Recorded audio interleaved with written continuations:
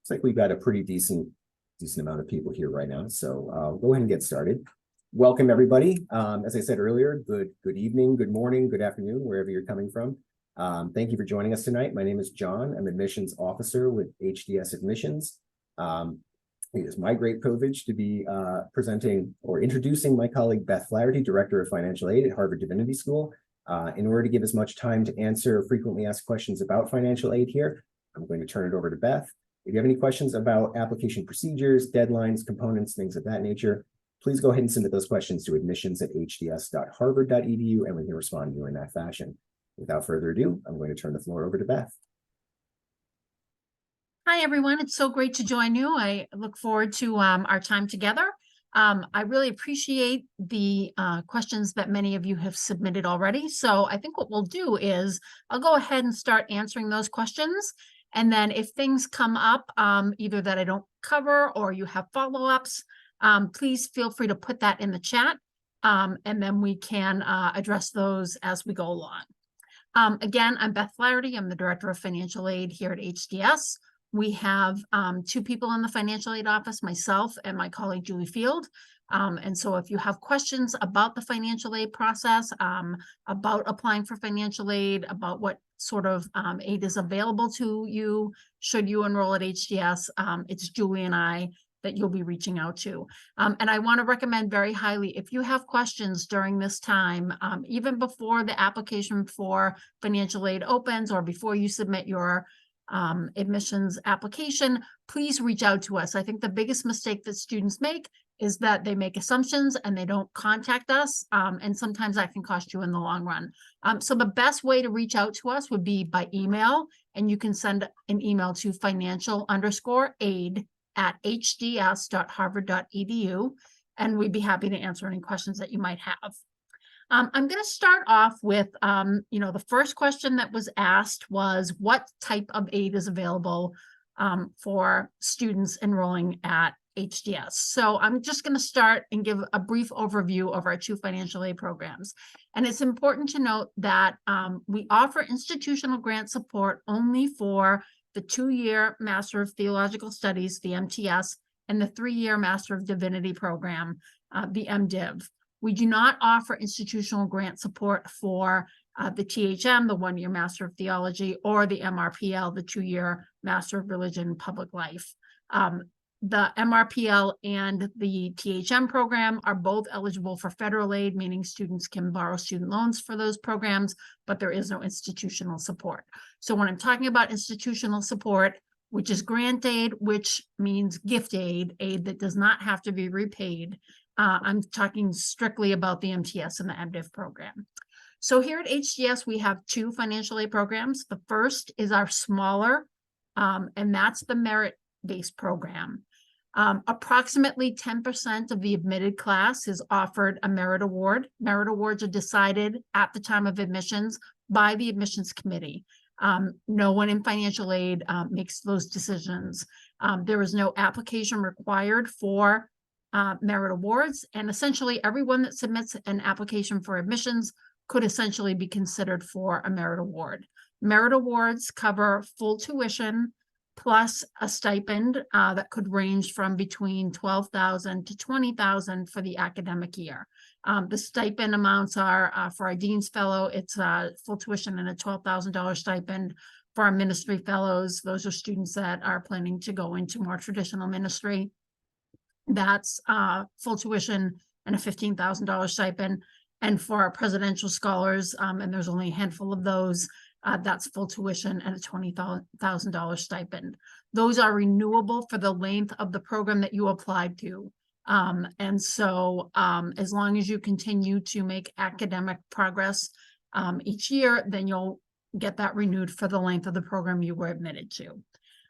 When we talk about merit, it's important to note that we have a really highly talented pool of students. And so we have a lot of students that could qualify for merit-based, but we have a very small percentage that will actually receive merit awards.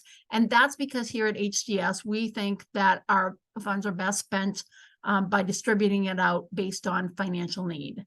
So the bulk of our funding is distributed through our need-based program.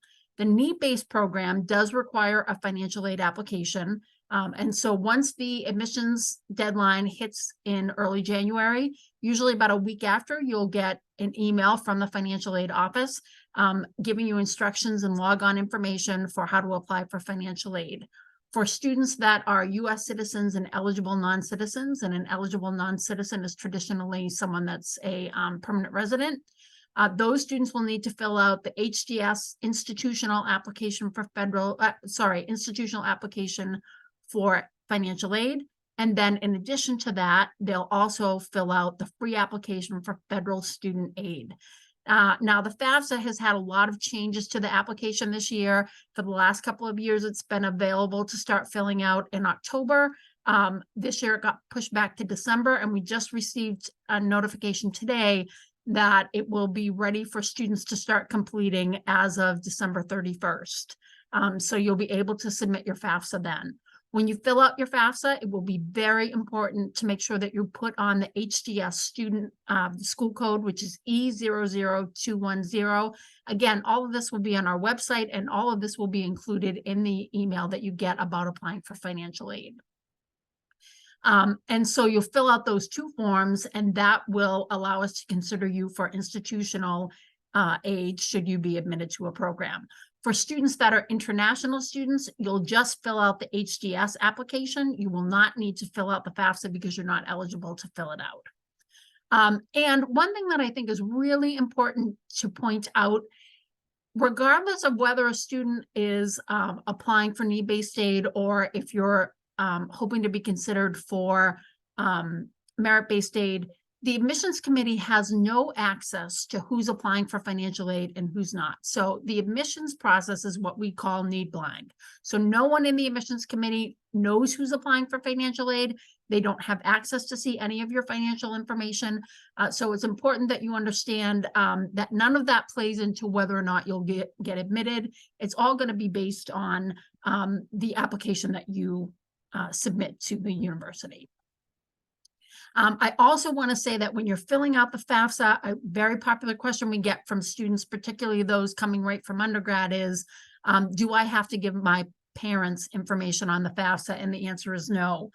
Because you are applying to a graduate program, you are automatically considered independent. And so the information that goes on the FAFSA and your institutional HDS application will only be your income and assets and a spouse's if you're married. So you do not have to include your parental tax information or your parents' assets. You only include your own. In the need-based program, we have 3 tiers of eligibility. Our minimum grant is 75% of tuition.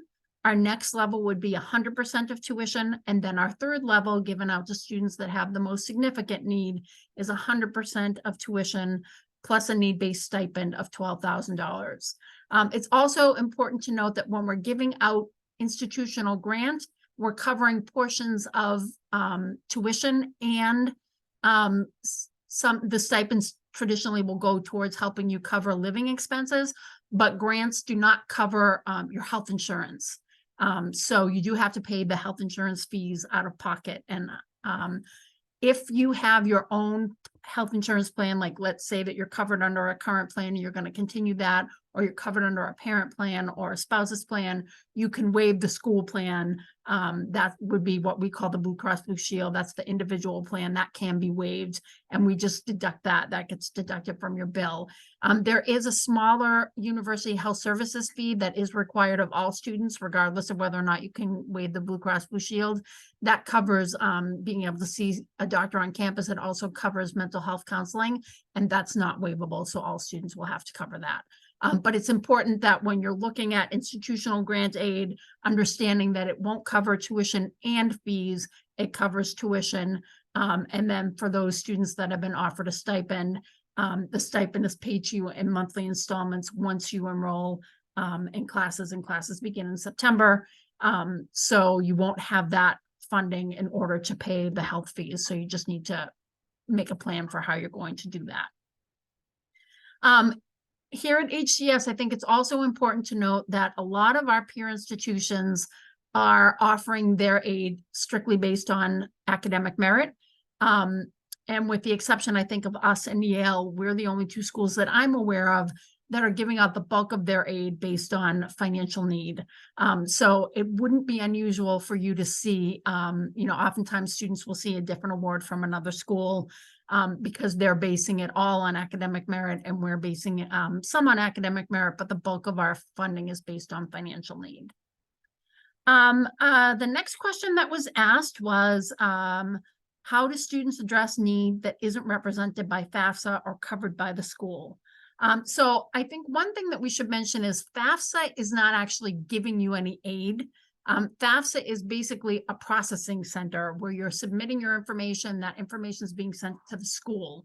But any aid that you're receiving is either institutional grant from the school and or federal work study, which also gets determined out by the school, and student loans. And again, work study and student loans are only available to permanent residents and US citizens. FAFSA, I know a lot of times people think that their aid comes through FAFSA because maybe as an undergraduate they received either a state grant or a Pell Grant, but at the graduate level, students are not eligible for Pell Grants, and most states do not offer state funding for graduate students. So most of the funding, any funding that you're really going to get is either going to come from HDS directly or through the federal student loan program and or from work study. Another question was, are there any on-campus work opportunities? And yes, there are absolutely opportunities for students to work on campus. We have two work programs. One is called the Federal Work Study program, and then the other is just the regular student employment program. The difference between the two is that if a student has work study is a need-based entitlement. Meaning that it's open to students that are US citizens and eligible non-citizens. And it's part of, we're determining it as part of the information that comes off of your FAFSA and your institutional application. And so at HDS, we don't pre-package work study because we have a certain allocation of work study from the larger university, and we want to make sure that we're giving it to students that actually intend to work. So if you do get an award package from HDS, don't be alarmed if it doesn't include work study, because we don't send that in our initial packages. The only thing you'll see is a little bit of your loan eligibility. We don't even pre-package all of the loan eligibility. And then any institutional grant and or stipend that you're offered. If you're interested in work study, you just reach out to us. We'll let you know if you're eligible for it. And then once classes, generally over the summer, once you've decided if you're going to enroll, then you will get access to the student employment website, which will allow you to search for all of the positions at HDS and at the university at large. You certainly don't have to work just at HDS. What's nice about work study is work study gives you better selection of positions, because when you have a work study position, usually about 30% of what you're making comes from the department, and then the other 70% is being paid by the Department of Education. And so whatever you're making is being subsidized, which means that it allows a lot of offices here at Harvard to be able to hire students. Not every office can hire a student if they don't have work study eligibility. Many can.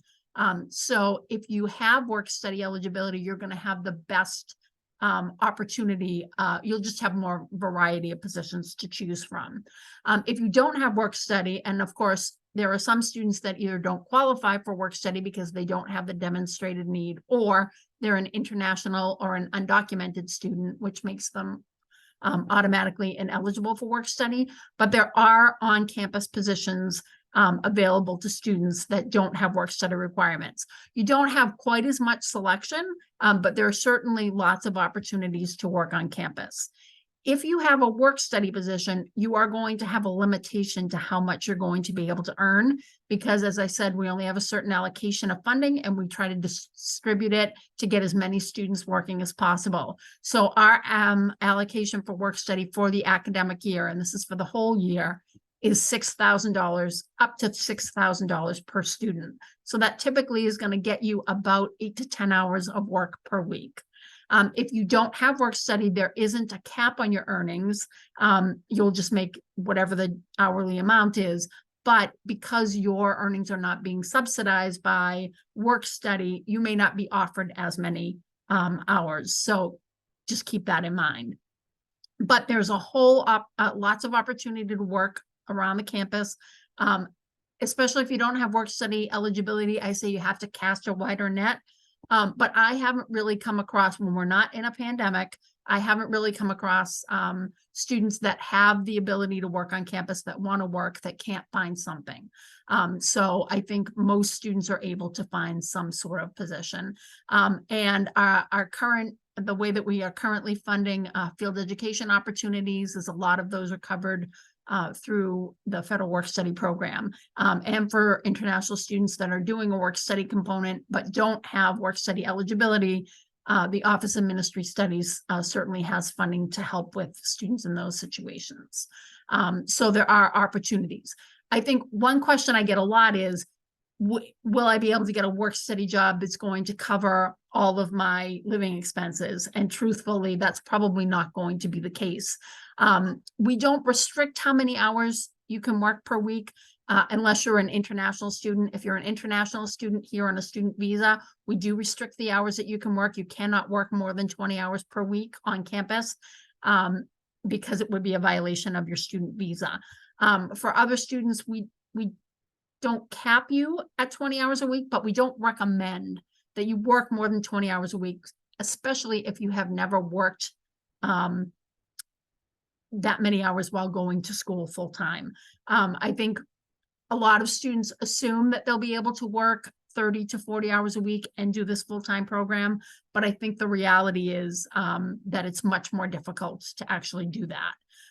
So I look at work study or student employment as a way to supplement some of the other areas that you can be looking to, but it's probably not going to cover all of your living expenses.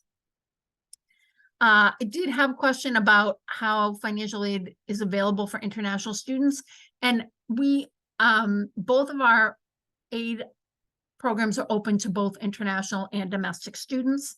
And so we're reviewing you the same way. International students will have the same opportunity to be considered for merit, just like they would for need-based. The only difference is that we're just asking for the one application from international students instead of the 2 from domestic. I did have a question about someone asking about qualifying for aid as a special student. And a special student is a non-degree program. So unfortunately, that's the one program where you're not eligible for any sort of aid, either institutional or federal. So you wouldn't be eligible for student loans and or work study. And unfortunately, you would not be eligible for grant aid. So if you were going to do the special student program, you would need to self-fund that.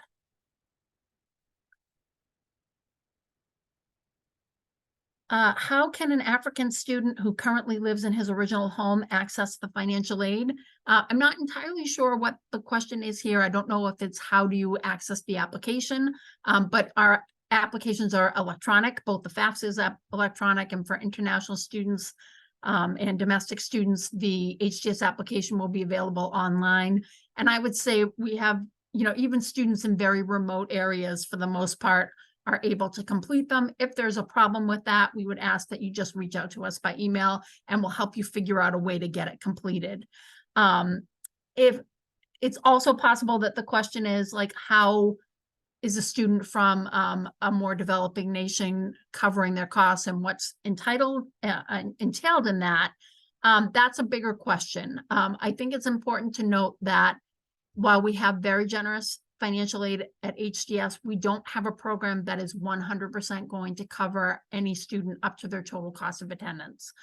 So there is going to be some level of aid, assistance that a student is going to have to provide on their own, either through their own resources, through supplementing with work, looking for outside scholarships and fellowships.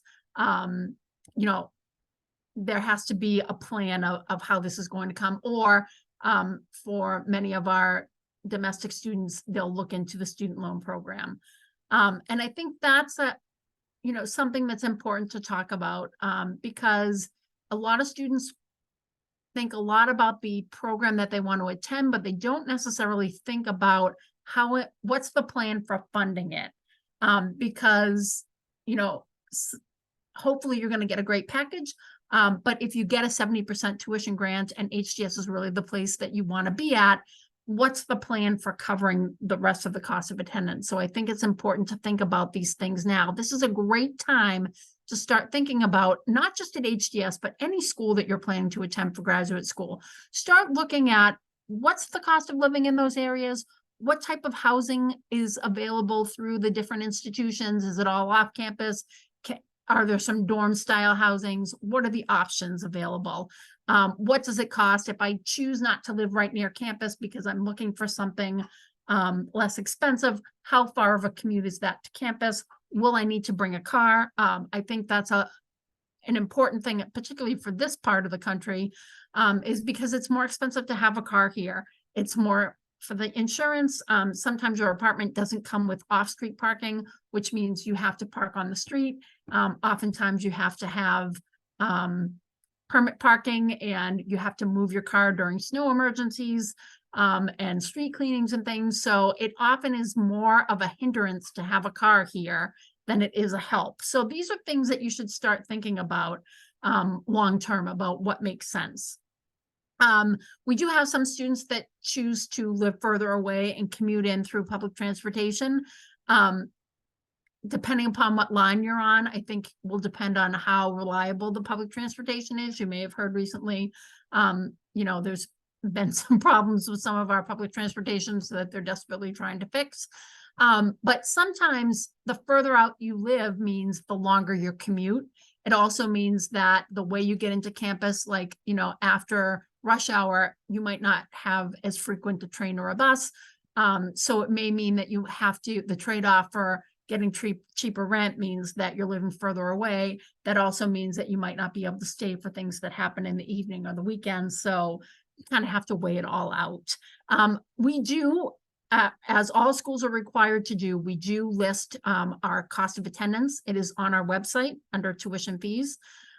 We list what we know for sure the tuition is. It has not been confirmed for next year, but the 23-24 information is there, and that'll give you a good ballpark.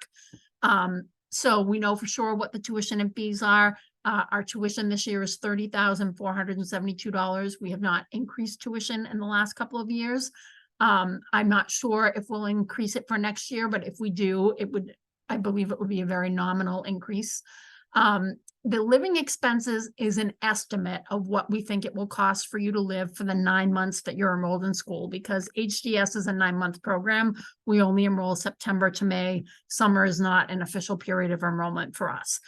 So if you have not looked at what the total cost of attendance is, that's a good site for you to look at and get some more information. Also keep in mind, people freak out when they see the estimates that we have for housing. And I think it's really important to note that some students live for a lot more than that, but many students can live for a lot less than that. So if you're able to find a good housing deal, if you're able to be a little more strategic about where you want to live, and you look at living maybe outside of Cambridge instead of in Cambridge proper, you might be able to find better housing options, which means that will keep down your living expenses. But we do think that that's a reasonable expectation of what it will cost in the area. The other thing that I also recommend that you do is start thinking about things like how much will it cost to move? Because you do want to make sure that you think about what are the startup costs that I'm going to need.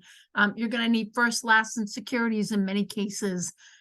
So you want to think about how am I going to get those funds up front, because I won't have my financial aid yet. Even if I'm borrowing loans for living expenses, I won't have those funds prior to moving to the area. So you want to come up with a plan about how you're going to cover these expenses. Let's see. Someone asked, if you were quitting your job to go back to school, how does financial aid factor in the difference in income between when you were working and now that you're not?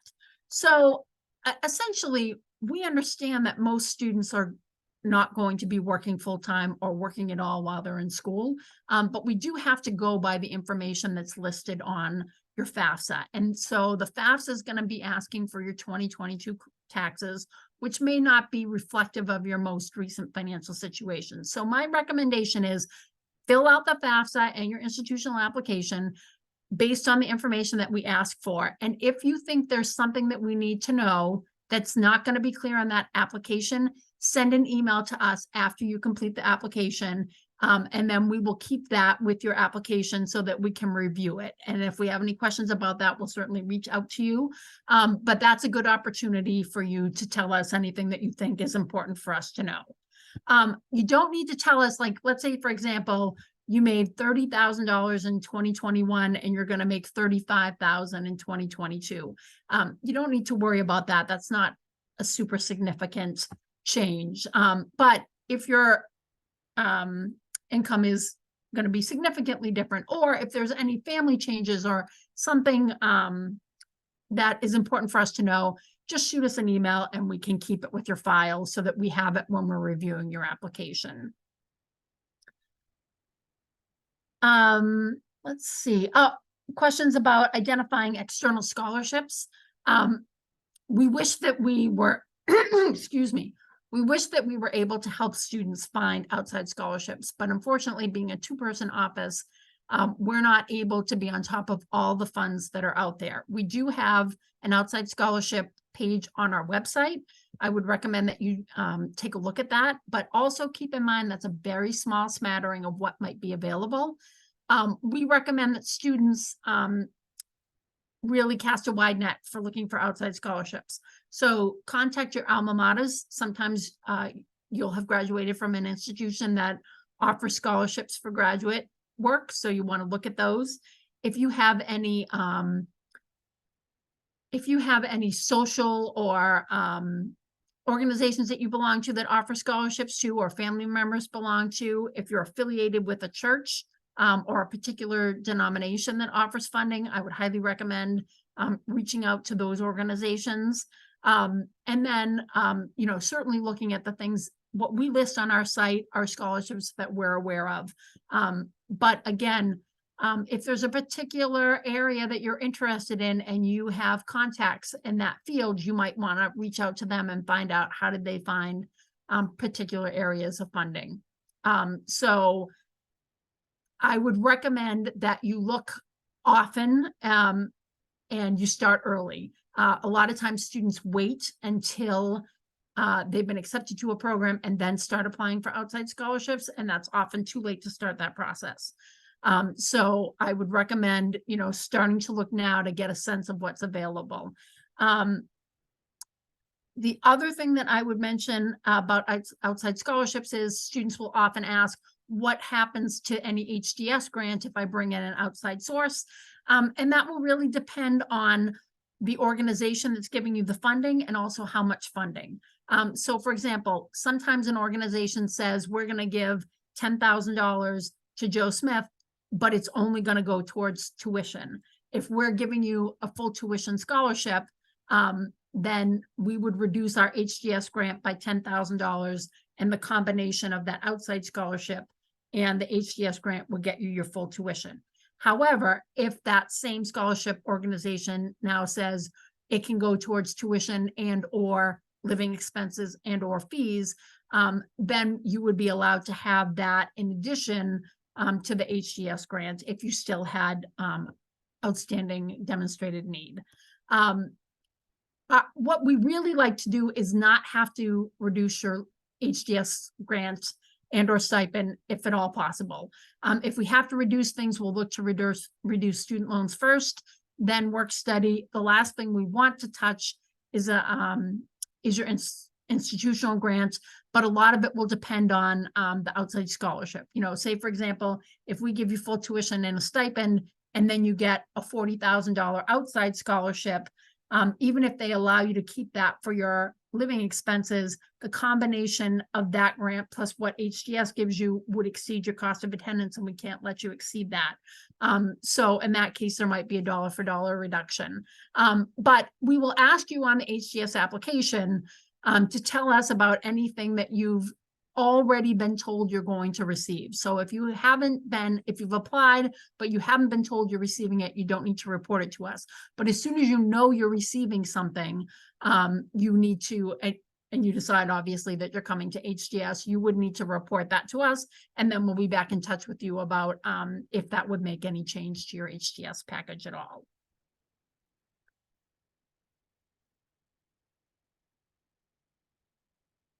I think that covers most everything. So I'm going to go ahead and look at the chat and the Q&A and see what else is in there.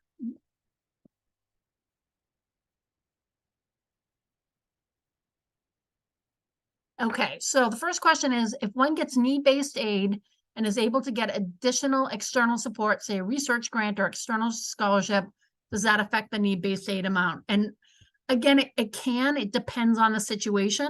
One thing I should mention is, in terms of HDS grant, you'll either receive merit-based aid or you'll receive need-based aid, but you won't receive both. So that's important to keep in mind. And then it will really depend on the potential outside scholarship you get as to whether or not it will affect your HDS grant. So I would say, once you know what you're getting, then be in touch with us and we can help you work through that. Let me see. Oh, this is great. Talk about the timing. Thank you so much for being here to share this important information. Could you talk about the timing? Should we send in the FAFSA and the other need-based financial aid documents at the same time as we send in the application, or should we wait until we get an admissions decision? That's a great question, and I'm sorry I did not cover this before. So you should apply for admissions first, and that deadline, I believe, is January 4th. If I'm wrong, John will correct me. But you should submit it by whatever the date on the admissions website is. And then about a week later, we will send you information about how to apply for need-based aid. If you don't receive an email from us by the end of January, reach out to us, because in very rare instances, a student might have that email go to their spam account. And so I would recommend that you check your spam and your junk mail regularly. But if you haven't heard anything from us by the end of January, reach out to us and we'll make sure we resend the information. The deadline for applying for need-based aid is February 9th. That means we want to have both your FAFSA and your, if you're required to fill out a FAFSA, and the HDS application for aid. If you apply by February 9th, that's your best opportunity to be considered for aid. Do not wait until you get admitted into the program, because what happens is oftentimes we've already given out all the funding, and we generally give out more funding than we have because we know a certain percentage of students are not going to accept our offer. So when students decline their spot in the class, it doesn't really free up any more money. It just gets us back to what we have to spend to begin with. So if a student waits to apply for need-based aid until after they've been admitted, they run the chance of not receiving any funding or being put on a wait list. And sometimes, some years, we can't go to a wait list. And that means that the student, if they decided to attend this year, would have to attend without any expectation of funding. And if you're not funded in your first year, we don't automatically go back and review you for the second or third year of the program. So if you get in without funding, the expectation is that's what it would be for the length of the program, unless you submit an appeal. And if you submit an appeal, you would need to, give some really significant reasons for why your situation has changed or why you didn't apply on time. What we always say is, apply, apply, apply. Let us decide if you're eligible for need-based aid or not. Oftentimes we have students who say, I wasn't sure, I have a couple $1,000s in the bank, so I thought that might make me ineligible. And oftentimes it does. And I would say the large majority of times you're going to be eligible. So we would say, go ahead and apply and let us tell you you're not eligible. Unless, of course, if you know you're a millionaire, you don't need to apply, because the chances are that you won't receive institutional grant support. But for the large majority of students, I think it's worth it to apply. And then again, let us determine if you're eligible or you're not. But don't make the decision on your own. And if you have questions, or if something happens, and it's going to be, we know that sometimes life gets in the way, and sometimes there could be something that happens on February 7th or 8th that might make it impossible for you to submit that information on time. Or sometimes, a student doesn't realize, oh, I put the wrong FAFSA code on my FAFSA, and it actually got sent to the wrong school, and HDS doesn't have it. Call and let us know. Oftentimes we can give you a little bit of a grace period if there's something coming up that we're not aware of. So be in touch if you have questions, if you have concerns about making the deadline. And oftentimes we can work with you. So I would say it's really important to be in touch with us. But the February 9th date is really important. So in order to put yourself in the best position to be considered for need-based aid, you want to make sure you make that date. And we always say, hope for merit, but plan for need-based, so that you're putting yourself in the best position possible to be considered for the most amount of aid.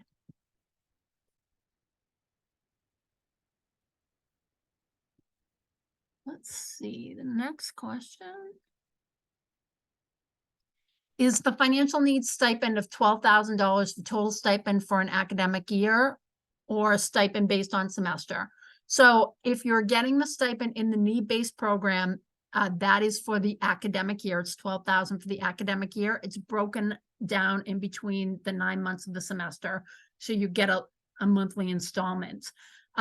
Stipends are taxable income, so you would have to report it on your taxes in the next tax year. For international students, they do take taxes out of you automatically. So if you're getting a $12,000 stipend, you won't actually get that much paid out to you. There'll be a certain amount deducted in taxes, but you can file a U.S. tax return and hopefully get some of that back to you. In the merit-based program, again, those merit stipend amounts are for the academic year, and they're broken out amongst the 9 months of the semester. So it's not per semester, it's for the total year.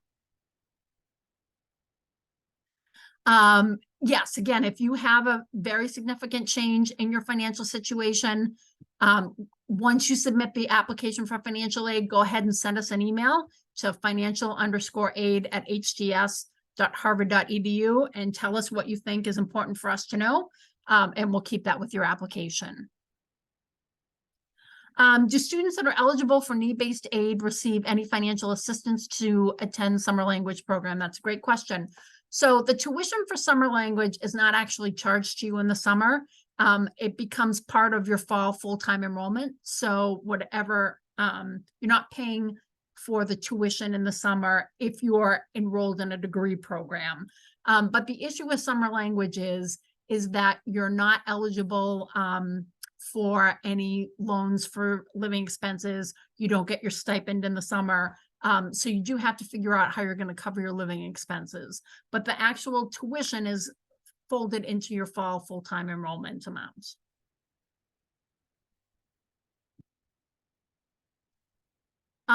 Is need-based aid going to be awarded for an international student who is not a U.S. citizen? Yes, we do consider international students for need-based aid just as we do for merit aid. Do incoming students qualify to be residential assistants to cover their housing? So HDS does not own its own housing, so we don't have our own resident assistants, but there is a program through the Harvard undergraduate college, Harvard College, they're called proctors and resident tutors, and the proctors are very similar to a resident assistant. Those programs are run through the first year student dean's experience. And you have to actually apply for those. I believe the application opens in December and closes sometime in January. And they do allow students that are applying for admission to apply for it, but they obviously wouldn't tell you if you've been accepted until they know if you've been accepted into a degree program. Those are very highly coveted positions. They're very competitive, and they do certainly, we've had a number of students at the Div School be chosen for those, but they don't always award them to students in their first year. They tend to like students that are going to be here for a couple of years. And so it may more be something that you can consider in your second or third year. You certainly are able to apply for it in your first year. But I wouldn't see it as a guarantee. It's a lovely opportunity. It does cover your rent and I believe it's like 10 meals a week. So it certainly can be a great way to supplement how you're going to cover your costs here. But I don't think it's something that I would bank on. I would, again, as I said, it's one of the many nets you're going to cast and options you're going to kind of throw out there for yourself.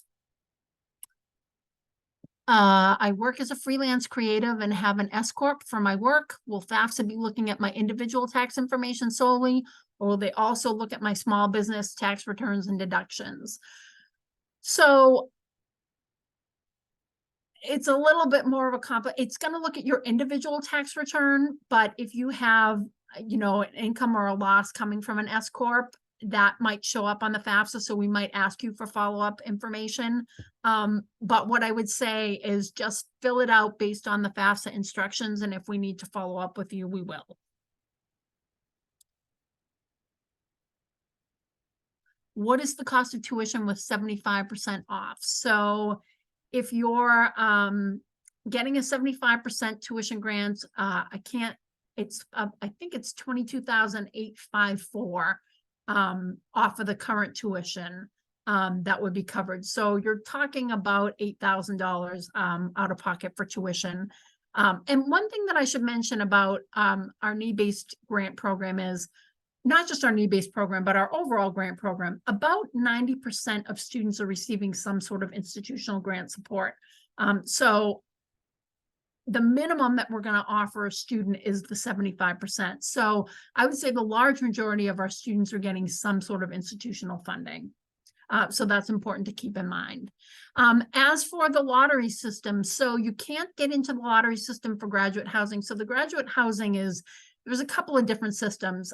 You can apply through Harvard University real estate to live in their properties, but there really is no discount for living in them. It's great apartments, usually well-maintained in good areas close to campus. But you have to get in a lottery for that. So once you've been admitted to the program, then you'll get information from our Office of Student Life that will tell you about the graduate student lottery and how you enter it. And then if you get a lottery number, then you're able to, you know, try to get housing that way.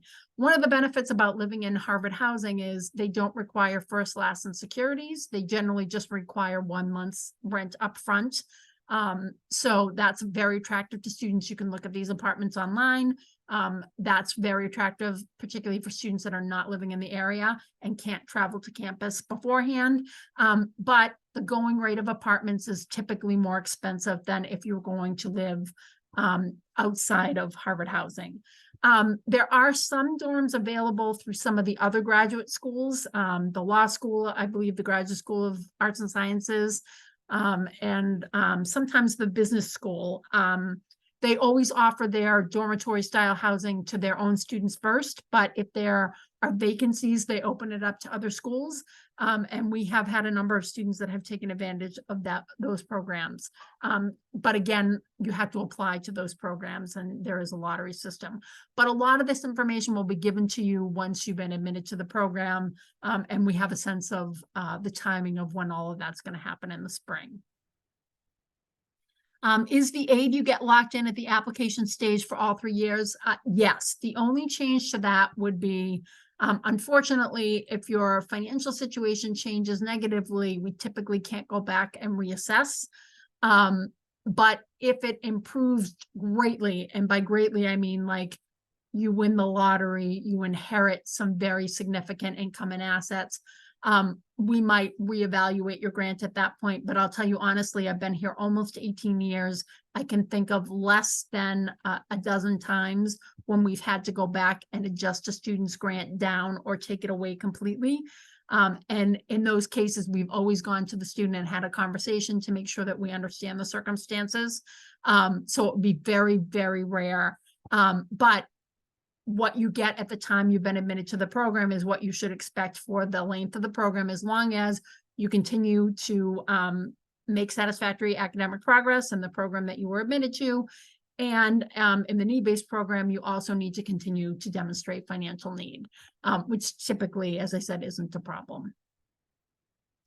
Does the FAFSA considered if you're married? And do you have to provide your spouse's financial information? Yes, the FAFSA does require you to say if you're married or not. And if you are married, you are required to report your spouse's information, both their income and their assets. And this is an important distinction, because sometimes a student wasn't married in the 2022 tax year, but they are married now. And if you're filling out the FAFSA, at the time you're filling out the FAFSA, if you're married, even if you weren't married in 2022, you still have to add your spouse's 2022 taxes to your information. So you basically would combine your 2022 adjusted gross income and your spouse's adjusted gross income. You combine your taxes paid together, and then you both enter what you both had for income. And then, of course, you would add your assets together as well. So that's important. You do have to report that. And we already talked about the percentage of students, at least about 90% of our students are getting some sort of institutional aid, and the minimum institutional grant we give is 75%. Let's see. Someone's asking, an international student asking if it's true that there is a full tuition scholarship and a modest stipend available. Yes, we do have programs that offer full tuition and some that offer a stipend.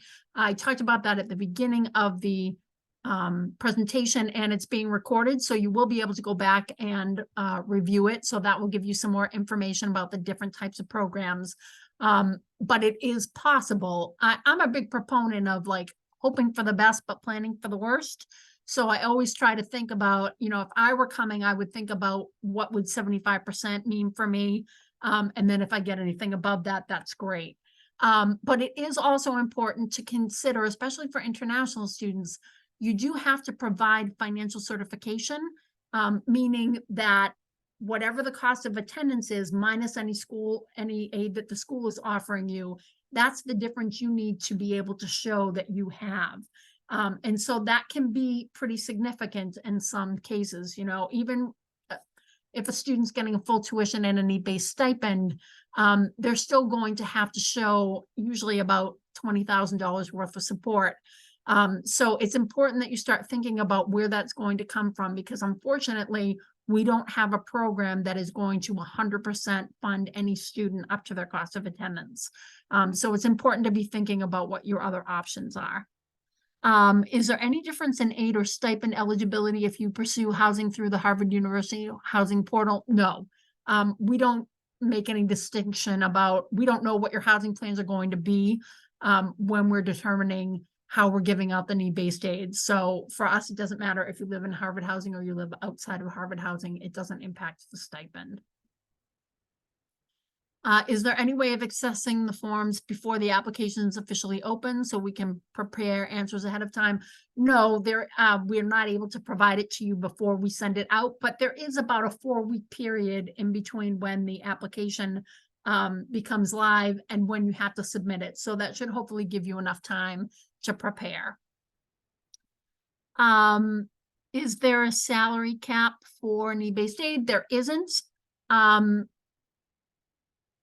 You know, there's so many things that go into the calculations that there isn't a particular, you know, I can't say if you make this much money with this type of assets, this is the type of grant you're going to get. There's a lot of variables that go into it. But we see lots of students that make 30 to 35,000 that get very considerable packages.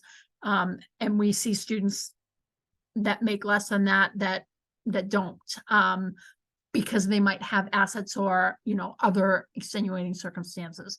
So what I would just say is what I said earlier is go ahead and apply and let us figure it out for you. But don't, even if you think maybe I'm on the borderline of what the income cutoff would be, go ahead and apply anyway. Because I think it's always in your best interest. Let us decide if you're eligible. Don't make that determination. Someone else is writing that their mom passed away. I'm very sorry to hear that. And inherited some money, which is below the total tuition fee for the whole program. Would I be disqualified for need-based aid? Not necessarily, depending upon what the amount is and also what other factors are. I would say, you might want to just send us an email and you and I can have a conversation about it, just to kind of have a ballpark idea of what it might be. I wouldn't say it would absolutely disqualify you, but I also wouldn't say it wouldn't. So that might be a question you want to reach out to us about. Do graduate students typically sign up for meal plans or not? So if you're living in one of the Harvard graduate dorms, say, for example, the Graduate School of Arts and Sciences, I think it's a requirement that there's a board package, which is essentially meals, that's like 10 meals a week, and you do have to accept that. I don't think that that's the case at some of the other dormitory programs. There is also options where you can buy something called like Board Plus, or there are plans that you can use that you can purchase a certain amount and then use that at all the various cafes and dining places around campus. So it's certainly an option, but it's not a requirement. Is it possible to start submitting the FAFSA? We were hoping that you would be able to do it in early December. Unfortunately, it's not going to be available until later in December. So you can't even start it until it's available. So keep checking the FAFSA site, but we've been told it's going to be available as of December 31st. What does an international student need to submit to report their spouse's income? The HDS application will tell you exactly what you need to provide to us. So it'll all be right there.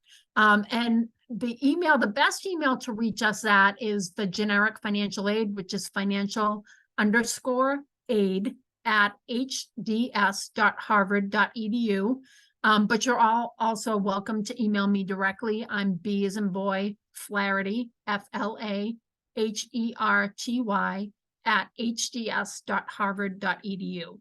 The reason why I say to send it to the generic financial aid email is because Julie and I check that multiple times a day. So if one of us is out, someone else is checking it.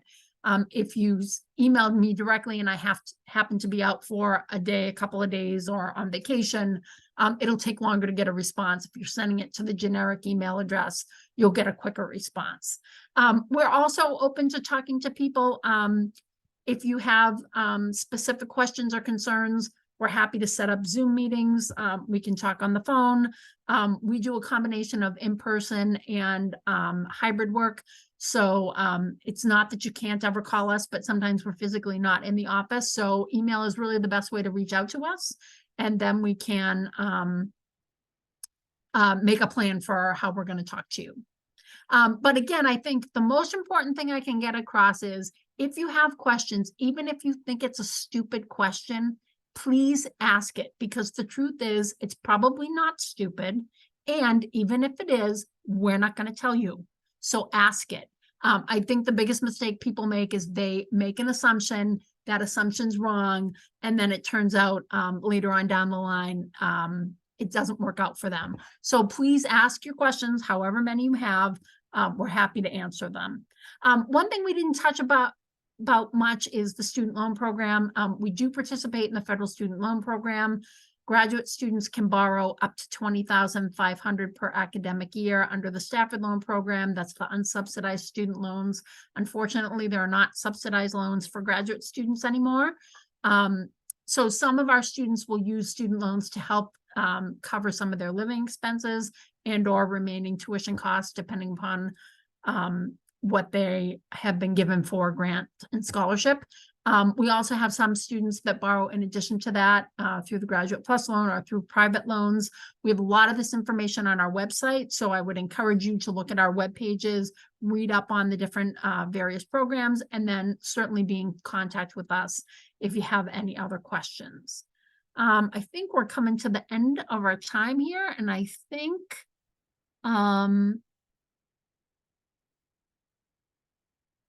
that the last one I'm going to address is if I send the FAFSA in late December, we will have to submit me and my spouse's tax return for 2022. I imagine there is a part of the application where we can say something about the change in our income between last year and next year. And again, I said this earlier in the presentation, but if there's something that you want us to be aware of, and that, you know, the scenario that you just laid out would be a good example of that, send us an email after you submit both the FAFSA and the HDS application.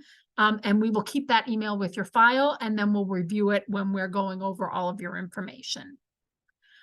So we're coming up just on 6 o'clock now. I just want to thank you all for your time and your attention. I hope this has been helpful to you. I hope you will reach out to us if you have questions and concerns, and I wish you the very best in your application process. Thanks so much for your time. Thank you all very much. Have a nice night.